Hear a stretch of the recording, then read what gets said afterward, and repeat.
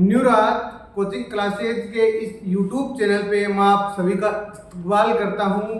आप सभी का हार्दिक अभिनंदन व स्वागत करता हूँ। प्रिय विद्यार्थियों, हम लोग आरपीएफ कांस्टेबल, एसएससी, तमाम जो केंद्र सरकार की भर्ती होती है जिसमें पॉलिटी है, उसमें मैंने आपको विभिन्न वीडियो अपलोड कर रखे हैं। आज इसी श्रृंखला में राष्ट्रपति से रिलेटेड एक आर्टिकल है। राष्ट्रपति का आपने जिक्र पढ़ा होगा तो दो भागों में राष्ट्रपति को पढ़ा जाता है। एक तो होता है राष्ट्रपति की सामान्यकालीन शक्तियां और दूसरी होती है राष्ट्रपति की आपातकालीन शक्तियां, इमरजेंसी पावर। आज हम जो पढ़ रहे हैं वो इमरजेंसी पावर के बारे में पढ़ रहे हैं, आपातकालीन शक्तियों के बारे में पढ़ रहे हैं। आप इस वीडियो में आपको चार चीजें देखने को मिलेंगी। भारत में आज तक कितनी बार अनुच्छेद 352 का प्रयोग किया गया? 352 क्यों लगाया जाता है, इसका आधार क्या होता है, आपको ये दो चार चीजें इस वीडियो के संदर्भ में देखने को मिलेगी। देखना, राष्ट्रपति की आपातकालीन शक्तियां, अनुच्छेद 352 हम लोग ये पढ़ रहे हैं। अनुच्छेद 352 ये चीज हम लोग आज पढ़ने वाले हैं। यह निम्न परिस्थितियों में लगाया जा सकता है। राष्ट्रपति जो आपातकाल है वो ये कंडीशन बनेगी उस परिस्थिति में लगाया जा सकता है।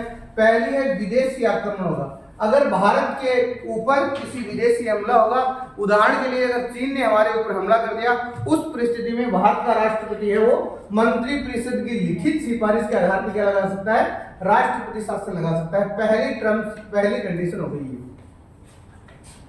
दूसरी कंडीशन क्या है ये देखा, अगर भारत स्वयं युद्ध करे या विश्व में चल रहे किसी भी युद्ध में शामिल हो जाए, या तो हम लोग स्वयं किसी दूसरे पाकिस्तान के साथ युद्ध करें या फिर मान लो विश्व में कोई युद्ध चल रहा है हम उसमें शामिल हो जाए, उस परिस्थिति में राष्ट्रीय आपातकालीन लगाया जा सकता है। अब एक नया शब्द है आपके बीच में, सशस्त्र विद्रोह है। इस सशस्त्र विद्रोह के आधार पर राष्ट्रीय आपातकालीन लगाया जा सकता है।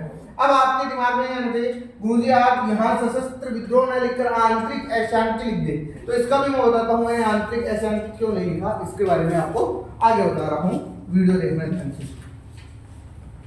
मूल संविधान में आंतरिक अशांति शब्द, मूल संविधान में परीक्षा में आता है कि मूल संविधान में किस शब्द का जिक्र किया गया था, तो आंतरिक अशांति शब्द का जिक्र किया गया था।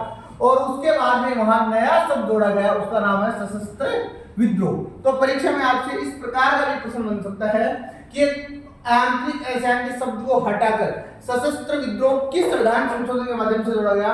44वें संविधान संशोधन के द्वारा जोड़ा गया। कब जोड़ा गया? 1978 में जोड़ा गया। आगे देखो, आगे क्या है? आपातकालीन की मतलब ये आपातकालीन लगेगा कैसे देश में?